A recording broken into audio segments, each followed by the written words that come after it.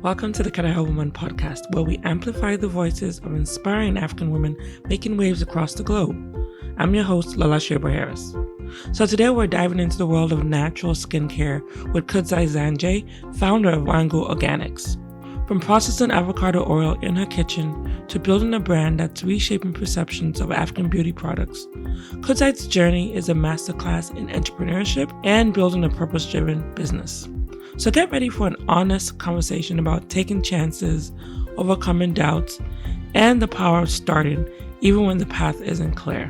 So whether you're dreaming of launching your own business or simply just need some inspiration to start, this episode is packed with insights you do not want to miss. Let's listen. Well, hello. Actually, it's dawn over where you are in Zimbabwe, right? So, Yes. Kudzi, I mean, you're amazing. Thank you for just Thank you. waking up or sleeping or staying late to be on the podcast today. I really appreciate that. Oh, Lola, thank you for actually having me on your platform. I slept a little bit early. I slept around my 8 p.m. And then I told myself I'm going to wake up at midnight and then wake up and prepare. Wow. It takes about 20 minutes to wake up from the time you set your alarm. And Yes. that's what I did. But I'm happy to, have a chat with you and just be part of the Kadara journey that you're on. Oh, wow. No, I love that. Great way to get started. And I think if for everyone listening, I mean, obviously you're listening to someone who's obviously dedicated to what we're trying to do with this podcast. And of course, the fact that she planned her sleep, which she looks gorgeous, by the way. I wish you guys could see this. Her skin is glowing. Like we're talking about, I woke up flawless. That's the skin. And it will make sense why in a bit. You understand what she does. And so, Thank but you. I appreciate you being here. But let's just jump into it. So first thing I like to ask is tell me more about your heritage, where you're from, and of course, what you do.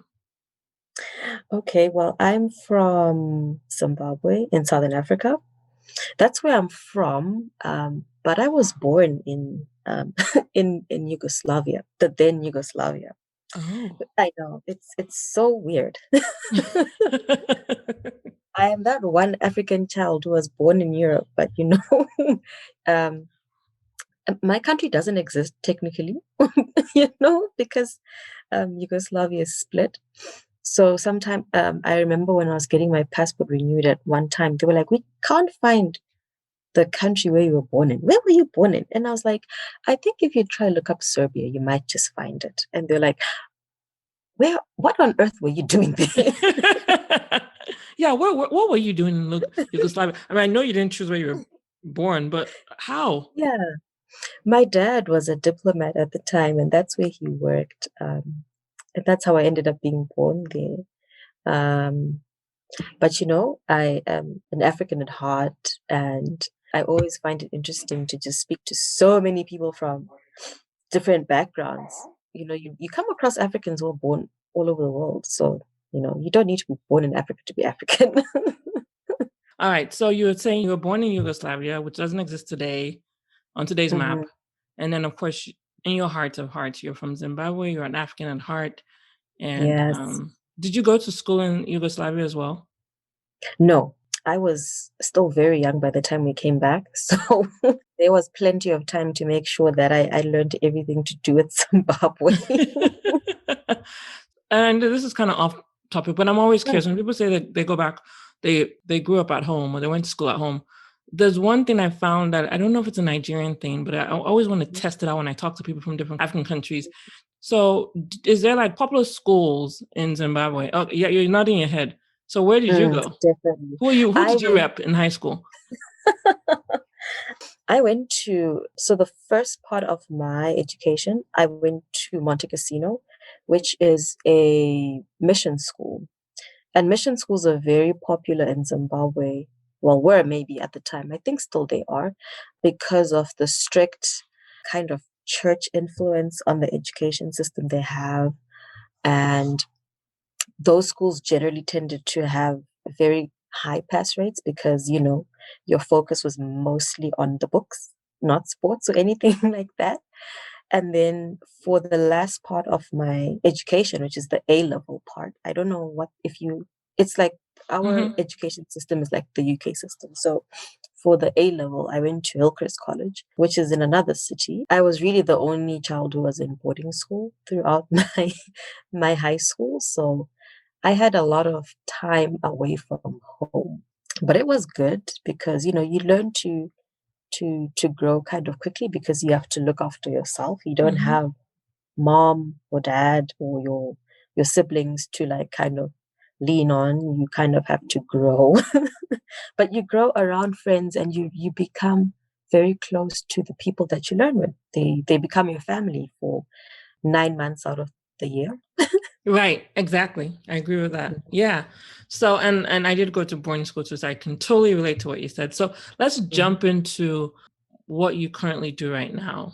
So tell us a little bit more about Mhm. that. So right now I work with my sisters. Well, one is obviously not in Zimbabwe, but the one who's in Zim, we produce cold press oils from indigenous fruit trees found in Zimbabwe. They're also a bit common in Southern Africa, and we produce these oils for hair and skin. We're trying to value add indigenous resources locally so that they become easily accessible and affordable to different people who need to use a natural product, because you find that natural products on our markets are very expensive. They're expensive because a lot of the most companies who are manufacturing these products are international brands who are obviously exporting raw materials from the continent but value adding overseas. And when these products are coming back on our markets, they're not exactly cheap and they're not easily accessible. I'm passionate about natural products, and I want people to grow up knowing that, look, if I have a skin condition like eczema, for example, I can easily afford Baobab oil. It shouldn't feel like I have the skin condition, but the only thing I can afford is coming from a doctor's prescription, and yet there's a natural remedy to address something like that, which should be affordable. For now, we're focusing on the oils which are from indigenous fruit trees that are unique to Southern Africa, you know, because different regions of Africa have unique products. So West Africa, for example, I always use West Africa because everyone knows shea butter. You know, everyone knows West Africa because of shea butter, and Mm. we're trying to promote Baobab oil, Kalahari melon seed oil, and marula oil because these are mostly unique to Southern Africa. So that's really what we're focusing on at the moment. And I know you decided to call your company Wangu Organics, correct? Am I saying that Yes, correctly? Wangu eggs. Oh, Yes. you pronounce it so beautifully. And I know there's a story behind why you called it Wangu. But before we get to that, I think Mhm, you mentioned this briefly, but just want to make sure we hone in on it. The why mhm, behind Wangu, like you mentioned that you're passionate about African products, but you didn't start mhm. out in this, and this is a young company, and so you didn't start out with Yes. Wangu. So I'm curious to understand how you got to the point where you're like, I'm going to start something to solve this problem. What were you doing Mhm. before that?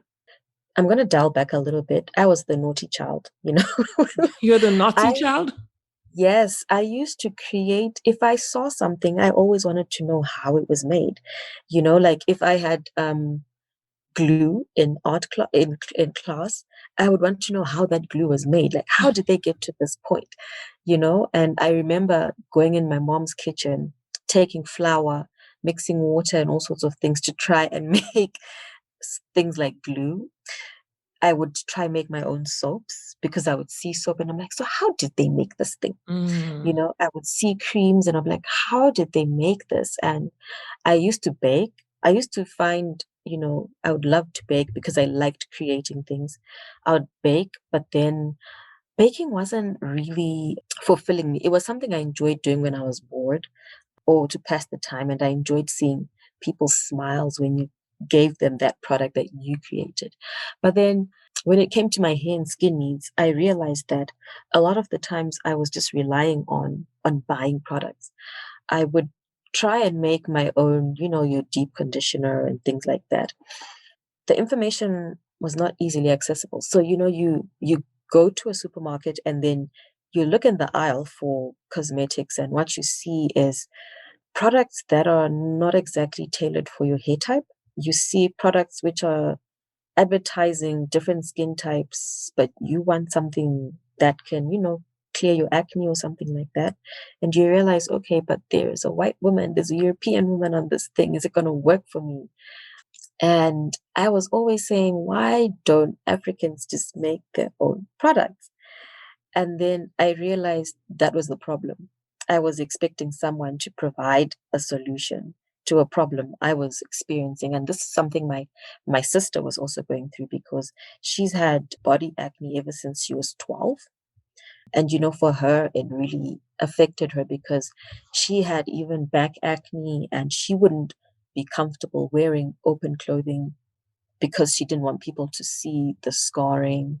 And I was always with her when my mom was looking for some new product for her to try on. And she tried everything you can think of, high end to low end, to kind of solve her skin issues. And so that's how we started. So we were sitting in COVID. I wanted avocado oil for my hair.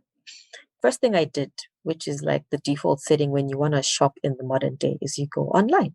And I realized, oh my goodness, avocado oil is not cheap at all. And I was looking at a lot of our products from Zimbabwe. They're from South Africa, or they come through South Africa anyways, because that's the main point of entry for our trade.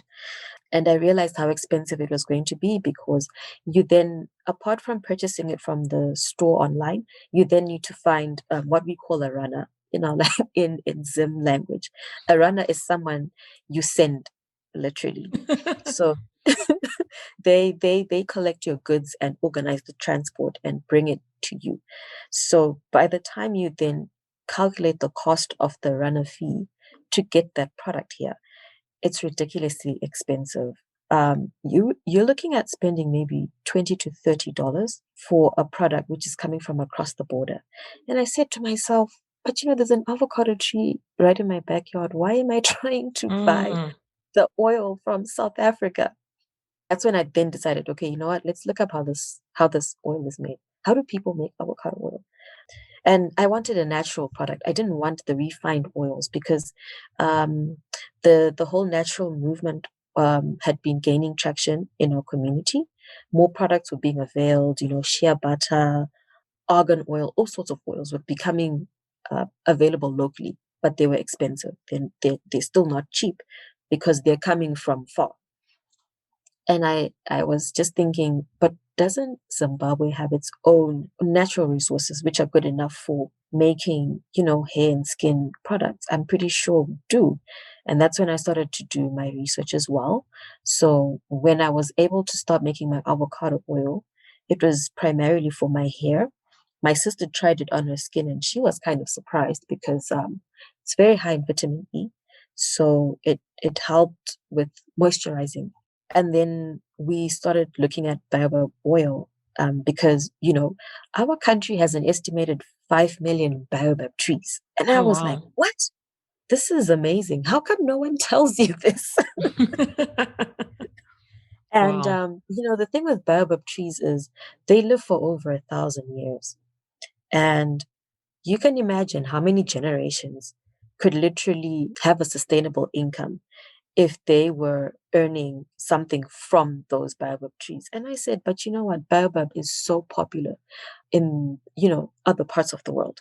But in Zimbabwe, it's popular for the fruit, not really for the oil. The people who use the oil are able to afford it because, remember, there are not a lot of people who are value adding locally. What happens is the seed is exported, and you have your international brands who then press that oil, package it, send it back to us, and they take it from your backyard, process it, and then they can send it back to you and charge you a premium for bringing it back into the country, even though the raw materials came. Wow. And that right there is a reason why you have to exist, right? To make it accessible and affordable. Yeah. And also I that's where the name then also came from, because I said, these are our resources. But when you start educating yourself on natural products, you would literally think international brands own the narrative and things like that when it comes to natural products. But these are African products. And where is the African voice? Where is the African manufacturer? Where is the African retailer, whether they're based in the diaspora or on the continent? And I wanted a brand that brought a sense of ownership. So in ownership in terms of us who are making the products, but also ownership for our clients when they purchase the product, because when you buy our product, it becomes yours. So in our in the Shona language, it's Wangu is a word that you use to refer to something that's very close to you. And so that's then we decided, okay, you know what, Wangu, we don't care if it's Shona, because everyone can learn to pronounce. We can pronounce Italian, French, all these fancy international Yugoslavian. brands. Exactly, you can learn to pronounce those words. So as an African, you should be proud of your language and not feel that because it's in your local language, people won't be able to relate.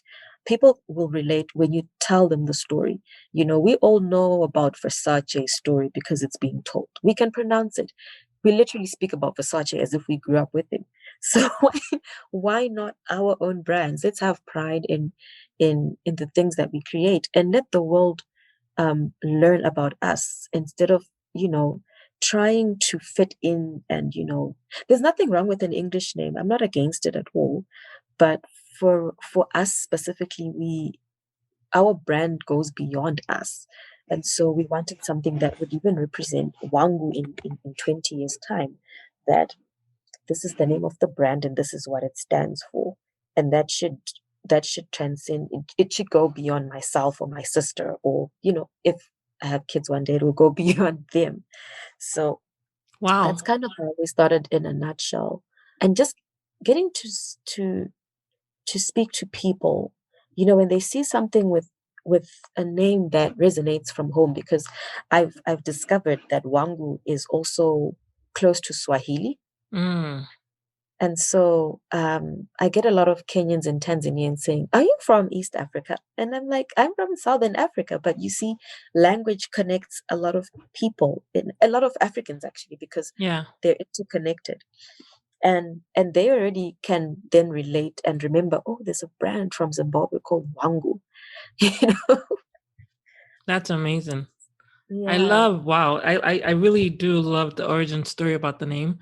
I think that's a very thoughtful name. And I say that as someone who obviously works in the brand marketing space. I think there is something to be said about a story. You mentioned that earlier about owning the narrative, owning the African narrative. I love the challenge that you put on the future consumers. You can say these names. You just have to try harder, and it's not that hard to say. Because you said you gave me some A's earlier. I appreciate that. But I love that, and so I guess and you mentioned that this was started during COVID because you were looking for avocado oil for yourself, right?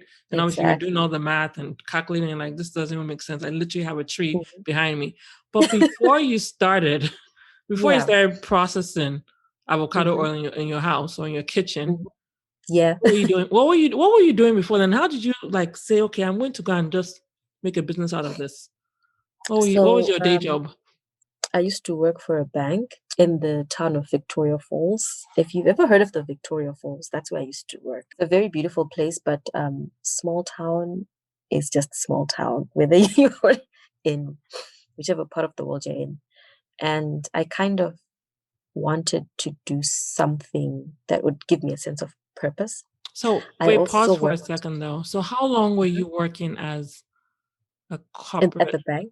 Well, or maybe the bank or your corporate career before you made the switch? I think I did about 6-7 years. Oh wow!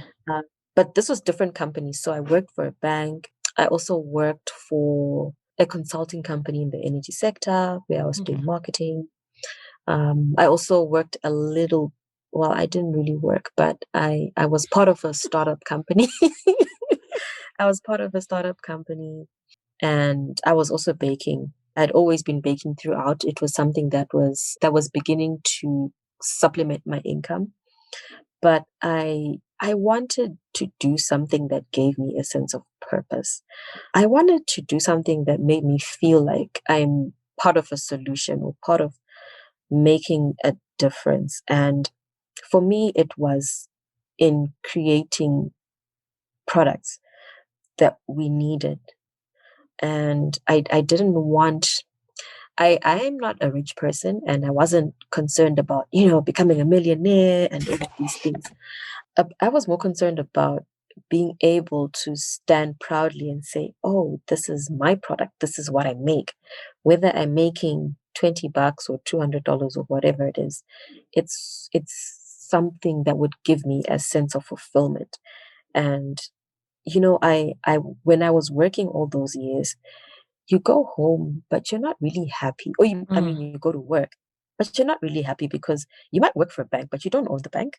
You don't have shares in that company. You don't have shares. That company does not represent your values. You don't you don't really influence or shape the direction the company goes in because you're a small fish. And in the corporate world, money talks. And if you don't have money, really, your voice is somewhere is literally non-existent. Mm. And for me, I didn't want to feel like life is meant to be so mechanical, like wake up, go to work, come back home, get paid, spend money, go to work. And it it just didn't give me a sense of fulfillment. I wanted to do something that would, you know, feel like this has been a good achievement and I've made an impact on something. I didn't feel like I was making an impact in those jobs because I didn't determine the direction things went in. When COVID came, I think a lot of people may also relate that it gave them time to, look at things in perspective and think about where they were going with their life, because suddenly you found yourself spending more time at home and really thinking about everything that you do and what it is that you want out of life. And that's when I realized, there's sometimes the biggest fear is within ourselves, that we Mm. don't know what's going to happen if we take that move, because it's so easy to stay in a comfort zone, but it's harder to step out of that comfort zone and just take a different journey. And that's what I wanted. I took the advantage of COVID because I spent a lot of time at home. And I was like, okay, so I have enough time to see if this can work out. I have enough time to see if people will actually buy this avocado oil. And it wasn't easy, So you're because doing it's both COVID. at the same time though, right? You still had a two Yes, job. Okay. I still had a job. I have African parents, okay? You don't they don't understand why you would leave a job to Mm. to start something that's not yet sustaining your livelihood. So in the time that I was at home during the lockdowns, I was doing my research and understanding how avocado oil is made. And I also took the time to take my product to the labs here to have it tested, and also then just understand the general market when it comes to natural products in our country, which is so interesting because I then discovered I literally I felt like I opened a Pandora's box, because I then realized there's so many opportunities in this sector, but there's so few of us. And when I mean us, I'm talking about, you know, Africans, young Mm. women, people who use these products or who have the energy to want to create. And maybe you don't want to create, maybe you want to promote or something like that. There's so much space because, I feel like my whole entire childhood and adulthood, I've been surrounded by different standards. And you go back to being a child and the doll you play with was white. Barbie was white. Mm. She had long, straight blonde hair. The skin on the doll was smooth. There was not even one pimple. And she realized there's so many things that we need to start not correcting, but putting in place for the future generations. Let's have the African story from the time that you're young. You grow up and the books that you read have characters that also look like you, that are in communities that you can relate with. The products that you use from the time that you even have a baby, or even from the time that you're even pregnant. I'll just give a small example of I met a client last weekend at the market, and she's expecting and her stretch marks are already showing everywhere.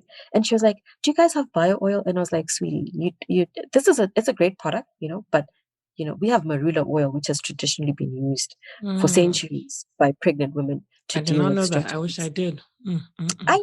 I know this is one of the things I discovered when I was now reading and even using the product. And I was like, this is what you can use on your skin, and it's not going to harm because it's a natural product, Hmm. but this is what you can use. It's also a good anti-aging oil. And these are things that you can use which are locally available, and it will, it becomes a bit more affordable. So even when you want to buy it in 2 months' time, when you need a refill, you don't need to worry about, oh my God, I bought this when I traveled overseas, and now how do I get it? How do I get it? Um, so there's so much space in this sector that when I got into it, I was like, oh my God, I can't believe I was expecting someone else to do this for me. I mean, it's great that Mm. I want to support other people, but then us Africans have to take, um, we need to take up space. We I need to love take up that. space. We Yeah, need to take up space. we need to. And you know, I don't know, there is just so much untapped potential when it comes to the world of natural care. It's we shouldn't have to count how many African brands are there. We should Mm. be overwhelmed by the number of African Oh, brands wow.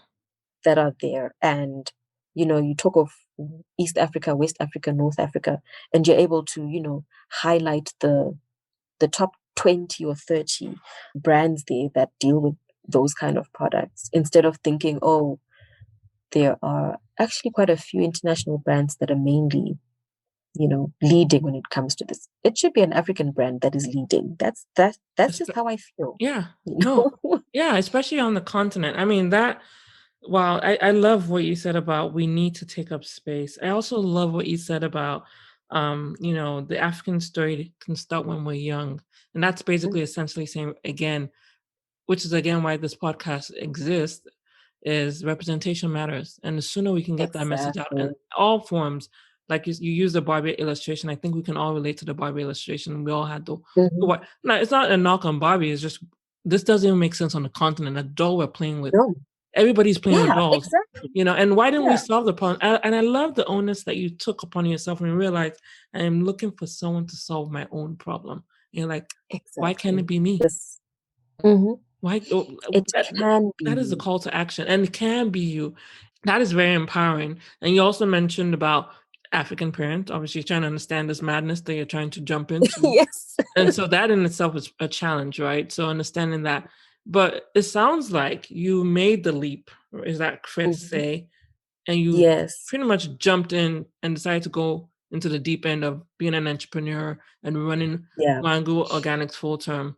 Can you talk through that Yes. transition period, that decision making period where you're like, you have the, for all good intents and purposes, you had the feedback from your family and from your parents. True. You had the Yeah. security of a job, the income coming in steadily. Yes, COVID is Hmm. happening, but I still have a job. I know when my paycheck is Hmm. coming in next month. And then I Exactly. have Wango Organics, which, yeah, I see opportunity, but how did you make that mental leap into going into Wango Organics full term? So it was hard because at the time that I was starting Wangu Organics, I was in a relationship, and my partner had actually moved to another country. So basically, I was supposed to have quit my job and then also have moved. But then I was like, you know what? If I quit my job and leave to join you, which is great, you know, I'm not going to be able to start my company there. I am not from that country. I can't just come to America, for example, start a company and be able to access certain things because I'm not an American, right? But I'm from Zim, and I can literally just walk to the register of companies, register my company, and have all the paperwork in place and start what I'm doing, link with communities and get what I need. I am not going to be able to do that if I leave. And that was one of the things that affected that relationship, because I then made the choice. I said, I'm not leaving. I'm staying in Zimbabwe to work on Wangu because I really believe in what I'm doing. So starting Wangu, it meant that I was leaving that relationship because I have to be here. I can't run away. Well, not run away, but I can't leave and then expect someone else to do it or expect it to work out from elsewhere. And then also, I didn't have significant savings, but I felt that it what mattered was for me to start. Mm. Even if I didn't have all the capital requirements and all the fancy machinery, I felt the most important thing was to start. And for me to start, it meant giving my full self to it. And so my parents didn't really understand it when they saw me, you know, cutting avocados, collecting them every day. I'm having a visual of your parents, an African parent. Like, why is They're this like, girl cutting? We sent her to school. all these avocados, like, what is your plan? Do you want to grow an avocado farm or like what's going on? Then I was like, no, I want to make oil. And they're like, oil? How are you Why? going to make the oil from this? And remember, at the time, I didn't have machinery. So they were like, what? So, and now you're talking about leaving work. Okay. Do you think you are able to sustain you'll be able to sustain yourself with this project? They called it a project at the time. So I mean, you can't blame them. Let's put it in the lens. They they're like, educate you, okay, you have a job, so and you went to go and cut avocado from the back of your house. you this avocado project of, and my dad consistently said it to his to my aunt, Mm. like, yeah, she has some avocado project that they're doing. And I was like, this is not just a project, okay? So it took them seeing the oil in a bottle Mm. packaged with a brand name for them to then say, okay, so maybe you can sell this, And then they kept on saying, you need to first have your product tested in the labs to make sure that it works. Because there's that thing to say, you need to give customers the confidence that, yes, it's safe because you made it at home. And then I said, okay, fine. I saved up the money and I took the product for testing in the labs and basically passed according to scientific language, which I don't really get. And that's when they then got it that, okay, so this is a product that sells. But remember, I'm kind of like the entrepreneur in my family. I was doing cakes already. So Mm. they wanted to see, okay, so let's see how far this can go. Right. When we then started to do the other oils, that's when they said, you girls could actually make this into a business. So now it's upgraded from a project to a To a business. business. Yes.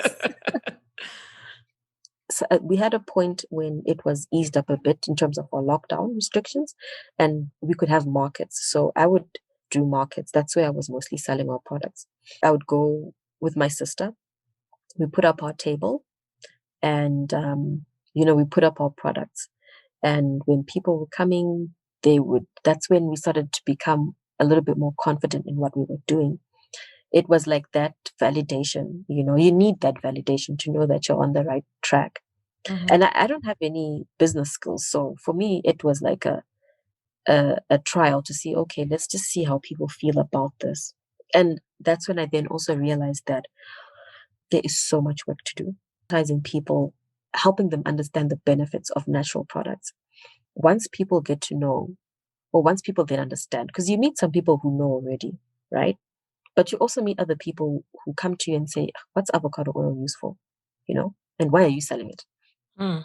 And you start to tell them the uses that are there, for hair and skin, Mm-hmm. what conditioning your hair, oil treatment, and even brittle hair, dry hair, treating dry skin conditions, so many things.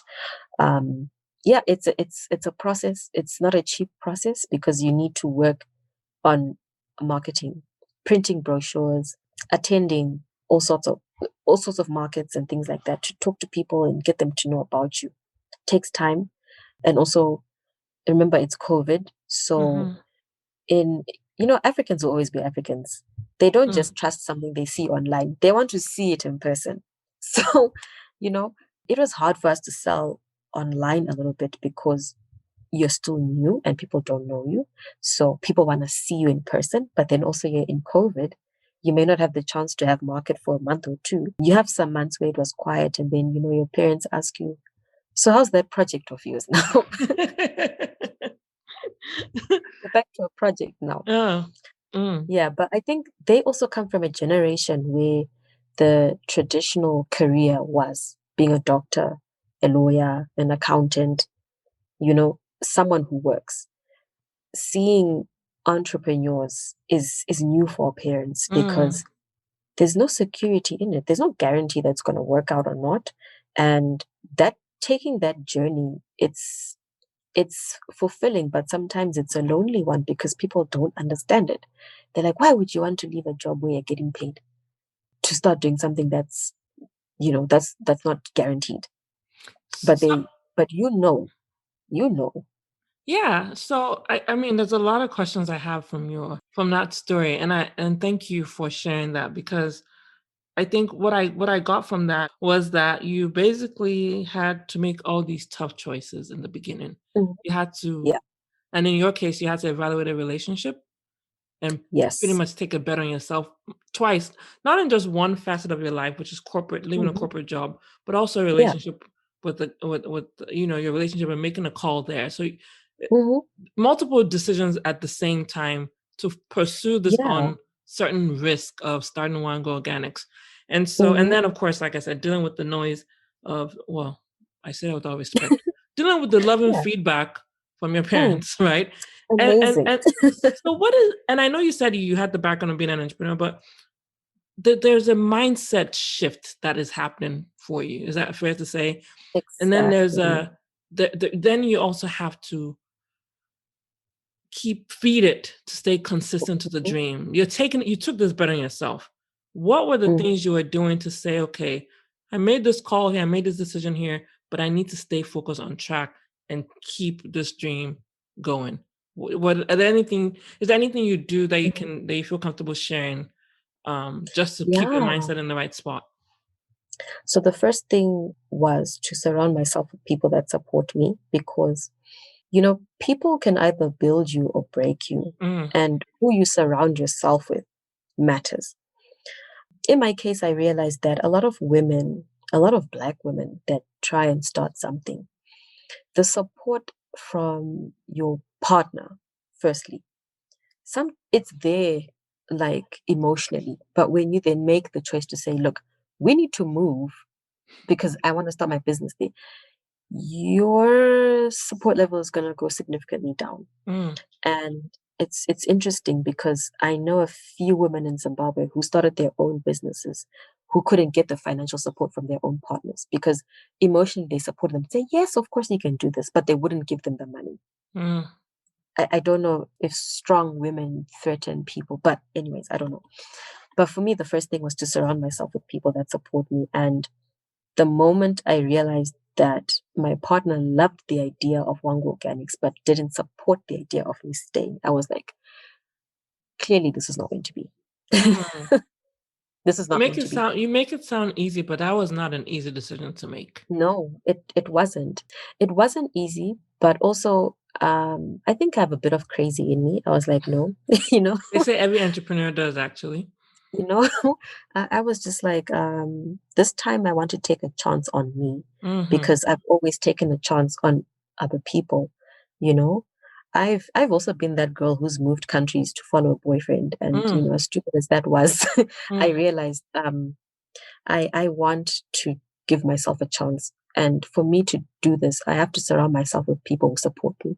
So if you are my friend and the only thing you had for me was criticism and you weren't helping me pay the bills for something, I'm sorry. I would just nod my head when you speak, but I was never taking that in. I listened to a lot of podcasts because the internet is amazing. It connects you with so many things. We are connected because of the yes, internet. and that was how we bonded, yes. Yeah, and I started to invest time in listening to podcasts and just being part of online communities for entrepreneurs because it's in relating with other people that you realize that sometimes what you're going through is not so in isolation. You're not alone.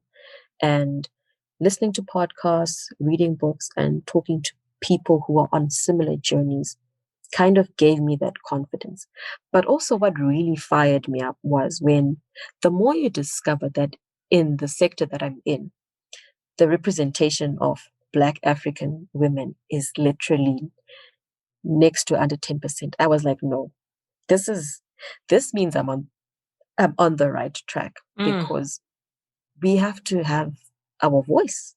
We need to take up the space. And if we, you'll find a lot of companies. I can speak from Southern Africa, because Southern Africa and Zimbabwe, you see that a lot of the companies who are into manufacturing, into producing natural product, if they are not owned by people who live outside the continent, they are, which is ridiculous, they're being run by people who are not, well, they don't live within the communities where some of these resources are coming from, but they've seen an opportunity and are taking advantage and are leveraging and benefiting immensely from that. But the local communities are not. The women who are picking up these baobabs are not shopping in Chanel. Okay, not that they need to shop in Chanel. Right. They should be able to benefit more than what they currently get. In my country, marula oil, the marula fruit, in fact, is traditionally used to make a beer, right? An alcoholic beverage. But these women, once they start selling an oil, they are making something significantly more. And women in a lot of economies they're the main drivers of the economy. They buy things, they sell things. Also, we are the main drivers of the economy. And I just said, this is something that we need to work on. I may not be able to do it by myself, but I'm certainly on the right track. And if I give up, I'm back to being that person who just goes online to shop for these things, whilst the resources are locally available. And what difference is this from during colonization, when raw materials are just leaving Africa and going elsewhere? What's the difference then? We're literally just going back to where we were, except for now it's in the world of cosmetics. And I said, no, I just have to be strong. And I would also pray. I would also pray about having a good day at the market, and being able to articulate myself in a way that people understand. I would also try and get a lot of, if someone didn't like the product, I would try and understand why they didn't like the product. So someone would say, oh, it smells. And I would say, natural products have their natural scents. We're not used to them because what we tend to use are synthetic processed things, which smell amazing. They smell like roses and all these things. But these are natural products, and this is the natural form, and this is the natural scent. We love shea butter, but shea butter doesn't smell like roses. No, it does not. No, it does not. So mentally, we tell ourselves that it's nice because of the benefits of the product. Right. So why can't we tell ourselves that, okay, so avocado oil kind of has a nutty scent, but that's because that's what it is. It's a process of educating people, and it's in realizing that there is so much work to do, that I was just like, look, Kudzi, even if you post once a day or once a week on Instagram because you didn't get the time or whatever, someone out there is taking a cue from you and realizing, oh my gosh, this is possible. This is possible for someone who's young. This is possible for someone who's not a trust fund baby or whatever. And this is possible for someone without even a business background. You just need to be passionate about what you're doing. Everything else falls into place. I don't know everything now, and I certainly don't have a big manufacturing plant or whatever. But it's the small people that tend to make a difference a lot, because they invest more in kind of making whatever they're doing long term, because you see the purpose, you see where you want to go. You want something that goes beyond you, and it it may mean that emotionally you're putting yourself out there, right? You put yourself out there, and people then understand, okay, so this now makes sense. That's how I kind of pushed myself. I would motivate myself. I'll motivate myself because Right, right. I realized I don't want to be that girl, who grows up and the only thing surrounding you is expensive things you Mm, like, but you can't afford. mm, It's so painful to come across moms and they're like, oh, I don't know what to use for her skin, or I don't know what to use for her hair.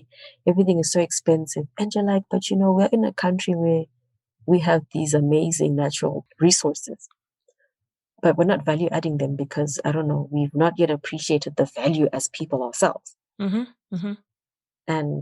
And making it affordable and accessible is it just changes things. Even if it's one person, Lola, it makes a difference. I, and I love that you said that. And I think it was actually one of the questions I was going to ask you, but I think you so eloquently shared how you came about your why you're doing what you're doing. And I'm curious if that was an early realization, like this is the purpose for why I need to keep going. Was that early in the journey of starting the company, or was it more? It's almost a year now since you started the company. Is it much more? Yeah. When did you realize this is my why? When were you able to crystallize your why? So I definitely didn't know what my why was because I didn't I've not grown up being taught about purpose. I've Mm, been you kind of have to learn these things as you grow. I actually started to shape my why when Clubhouse came, mm, which is so weird because I joined a club with a lady from the UK whose main mission was to kind of uplift women and help them put their voice out there. And it was through her that I was able to shape and articulate my why, and even just generally how I introduce myself. Because she was like, okay, I see what you're doing, but you just need a little bit of help in shaping it and then really focusing and honing in on what it is that you want to do. And as an African child, you don't grow up being told to pursue what you're passionate about. mm-hmm, mm-hmm, You're told to pursue what pays the bills. mm-hmm. And so, Right. unlearning that and realizing that life sometimes will take you in a different direction, and you serve differently. We all serve differently, and it shaping the why of our business was really when Clubhouse came about, and I had the chance to really interact um, in these communities because a lot of people around the world, which is amazing, by the way, were making the time to really connect with people, whether they were unpaid for it, whether it was paid or unpaid. And I took advantage of that because, I can't afford consulting. So it was nice to then have someone who actually took it upon herself to say, I want to help you shape your why because Mm, I love what you're doing. And when you suddenly then realize what you're doing is ticking a lot of things in terms of women empowerment, sustainable development goals. And you're like, I didn't think about linking to all these bigger things that you guys are seeing. For me, I just wanted to create a product which could be affordable to my local community. Then you realize suddenly that no, baby girl, this is bigger than just your local mm-hmm. community. There's so many things that it can link with. You just also put in the work. And that's where I am now, just putting in the work. Because a lot of people tend to think when you start being an entrepreneur, you're going to be rich and you have money and all these things. No, it means you're sacrificing. You're Right. And sacrificing. and and and you shared some sacrifices, and I'm sure there's even more. Um, Yeah. yeah. So You know. so I guess I have two more questions around you being an entrepreneur. I think Mm-hmm, one is understanding, you know, basically, so I know from just researching some of your backstory mm-hmm. that this is actually not the first company you started. You mentioned this too as well, Yeah. that you've had a previous startup. But if you look back in terms of what you're doing now, some of your corporate work Mm-hmm. and baking and the startup that you had, U Farm, I think was what it was called, would you say there's a common thread that has been consistent in your life? Just being an Yes. entrepreneur, maybe? I don't know.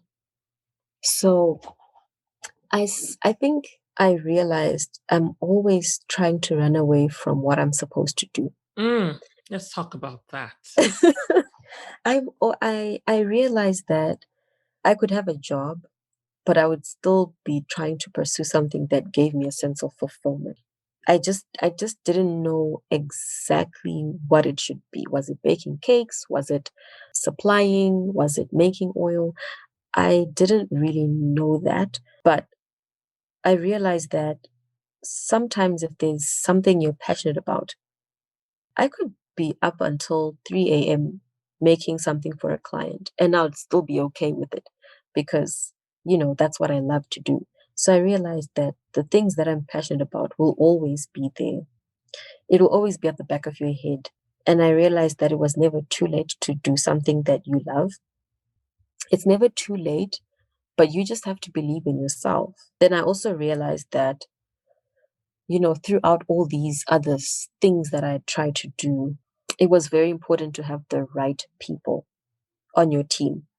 So, for example, when I did the baking, I was pretty much by myself, but because my younger sister was still in school at the time. But when we started Wangu Organics, I realized how important it was to have people who are obviously you want people with the right skills, but then you also want people who understand your vision, who understand where you want to go.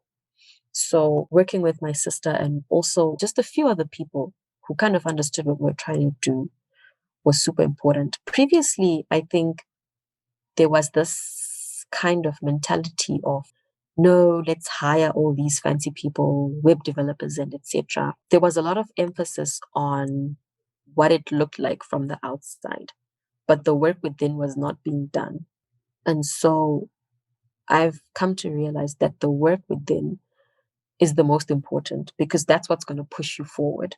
If you don't believe in what you're doing, when it doesn't make a profit, you're just going to stop.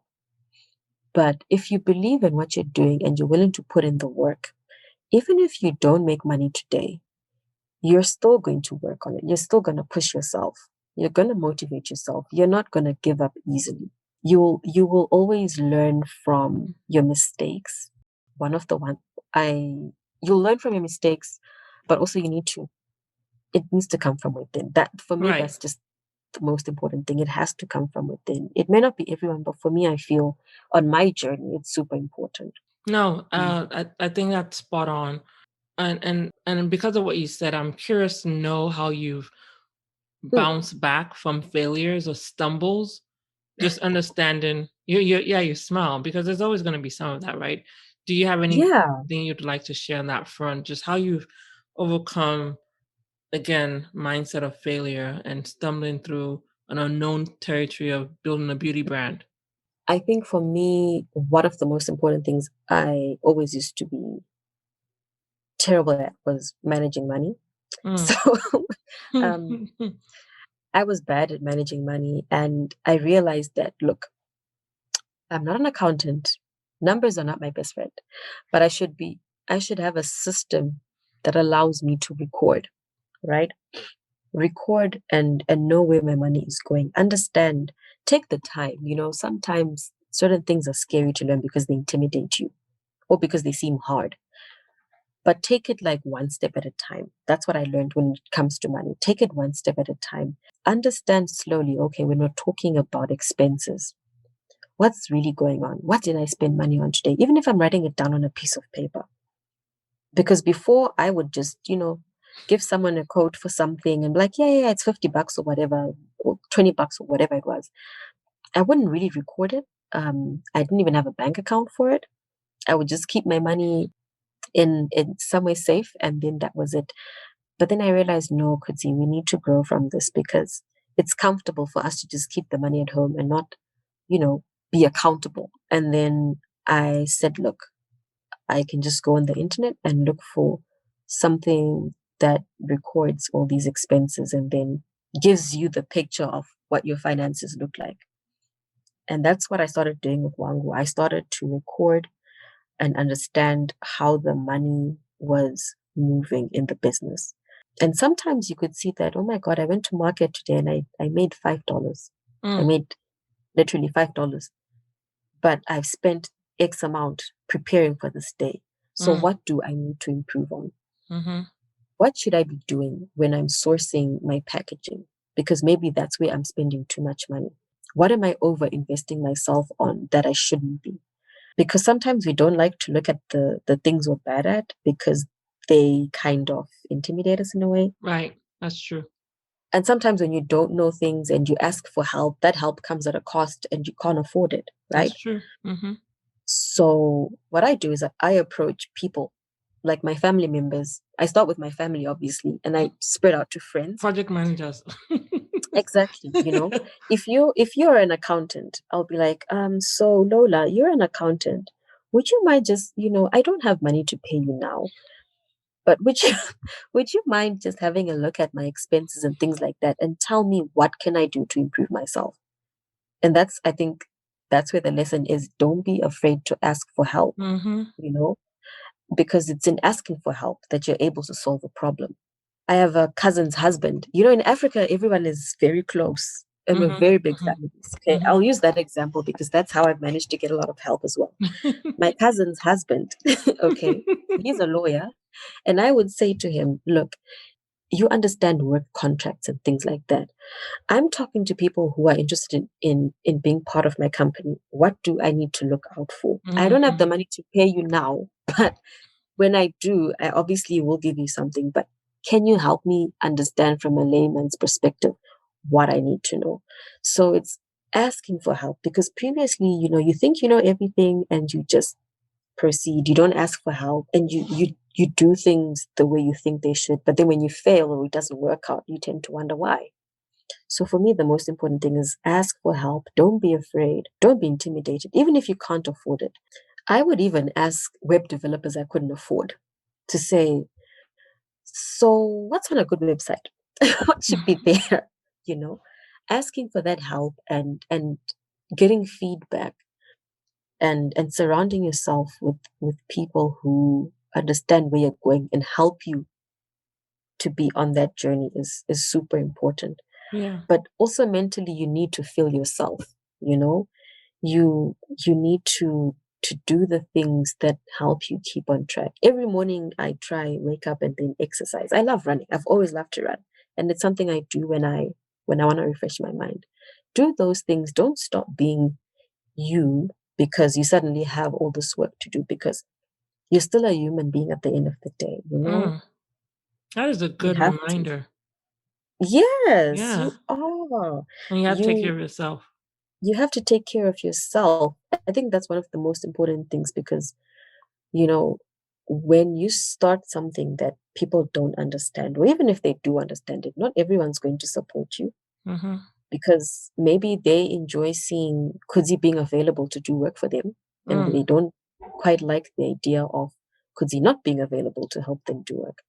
So you need to That feed is that yourself is that mentally. is a that is a good observation. It's you're not Hmm. available for their projects anymore because you decide to do Exactly. something.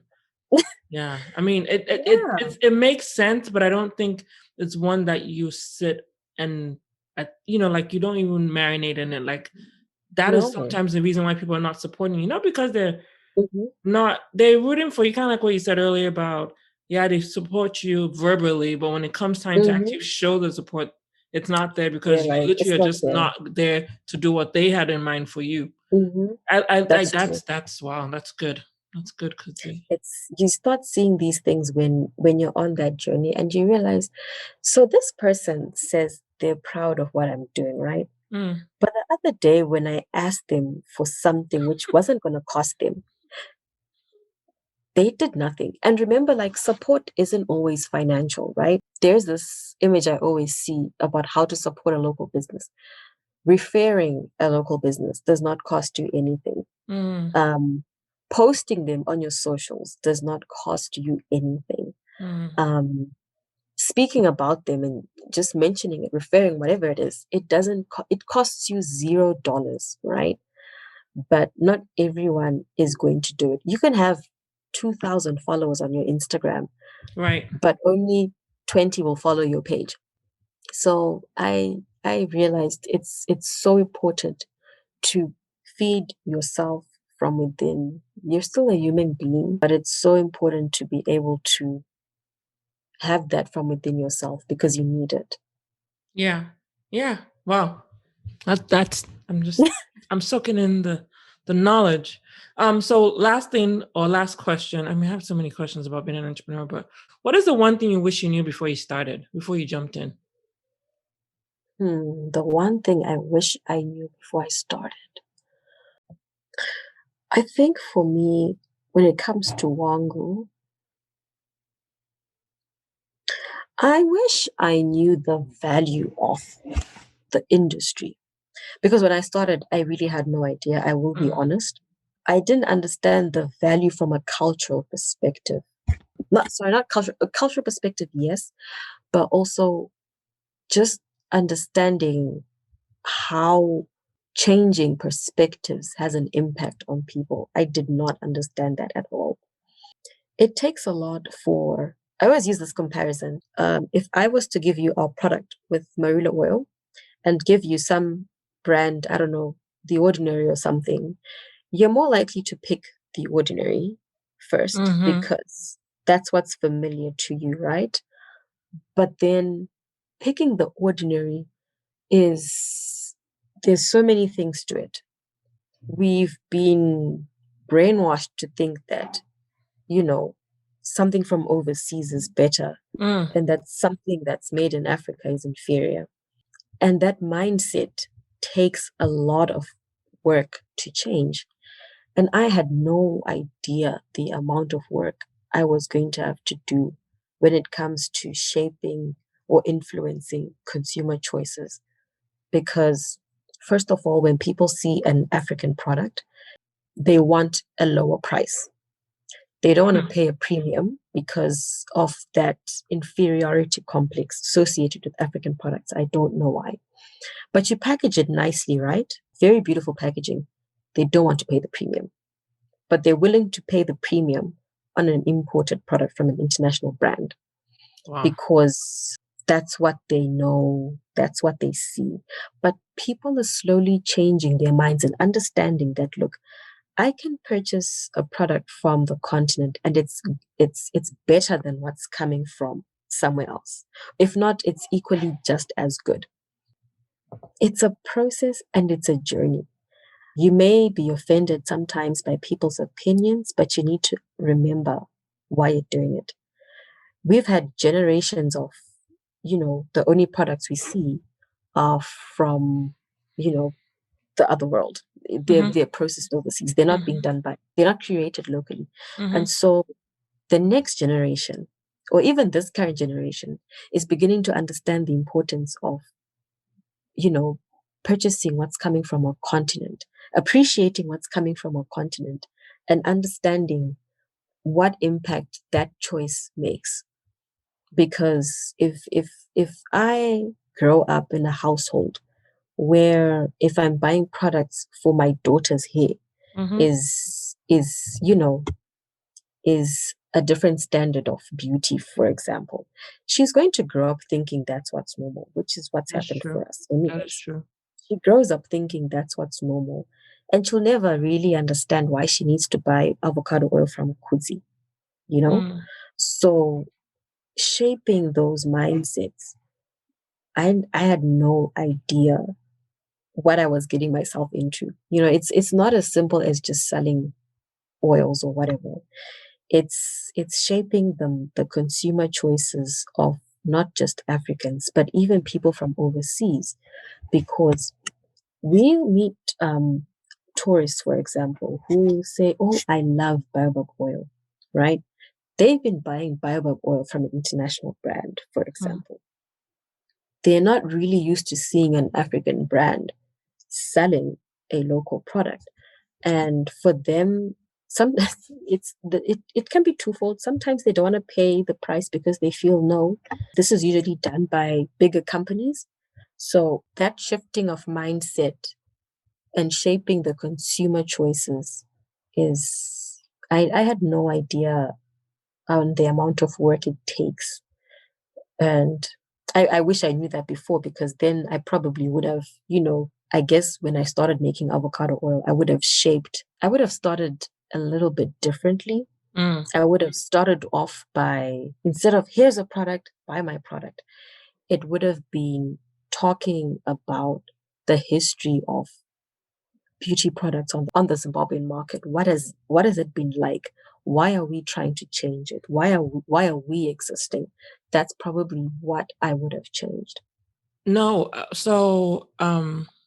as you know, I am in brand marketing, and Mm-hmm. everything you just said was spot on. There's a mindset psychology that goes into purchasing stuff. And so I love that that is the one I actually haven't heard that before. I think that's a very, very key insight that you got really early, quite frankly.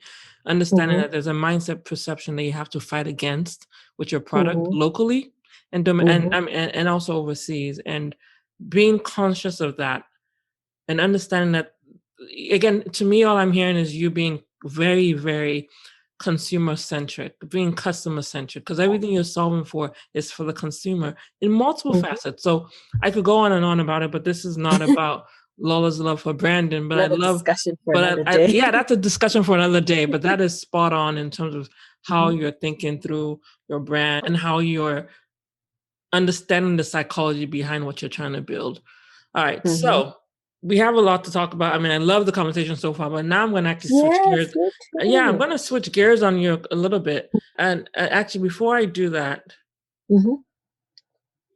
I think this is a big one. So I'm going to just ask it. Yeah, it's What okay. is your advice to anyone listening to you today who's like, I want to become an entrepreneur and I want to start something? I want to solve a problem and stop waiting for someone else to solve it for me. What is the one thing you would tell them, real quick? Hmm. For me, I always say just start. Mm-hmm. Just start, because you could have $1 billion idea in your mind, Mm. but it's not going to get there if you don't start. So just start. Not everything's going to be perfect. The right time is never going to come, Preach. but just start. Just really start. That is great, and I love it. It is just start. Mm-hmm. Um, yeah, I think that speaks to myself as well.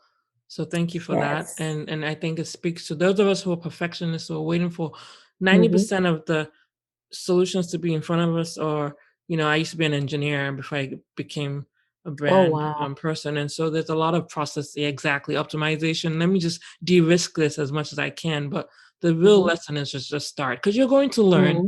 you're going to You make will. mistakes, and I think Exactly. this is why I love these conversations, because I think it's great to see examples of people from different parts of this world doing Mm-hmm. amazing things. And so thank you for just saying, just start. It's just Oh, that simple. I can make a little placard. Okay. All right. just start. So let's just jump into the lightning round and I ask you a couple of Mm-hmm. questions. There's no Yeah. wrong answer. It's a one sentence, one word, whatever the Okay. type of question is. They're not overthinking it. Just say whatever comes to your Just heart. say what comes to mind. Okay. Say yes. Don't be afraid. All right. So easy question. Favorite quote or book or both that you have? Mm, you are enough. Mm, fair enough. I like that. You are enough. What's the I don't know who last? said it, but Oh, sorry. Go you ahead. are enough. I was saying I can't remember who said it, but you are enough.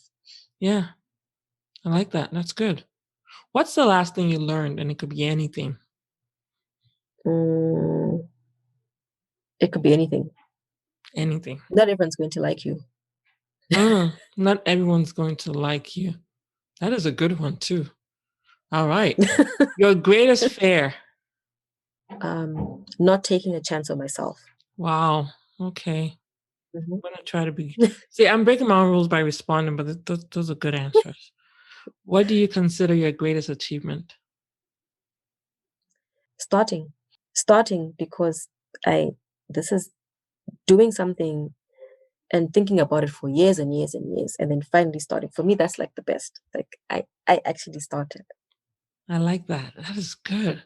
I mean, the editing of this is going to be great because I have like in there, but it's part of the flavor. I know. um, what matters most to you? Being true to myself. I like job.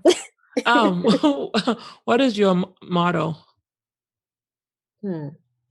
My motto, nothing is impossible. Ah. I'm kind of a stubborn child, so Yeah, when you you like to say start no, avocado projects. I got that. you know, when you tell me no, I want to know why you're saying no. So Mm, for me, nothing is impossible. I like that. Okay. So, 3 words you would use to describe you, the Kadara woman.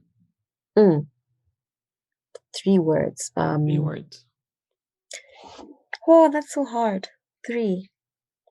Okay, creative, thoughtful, and committed.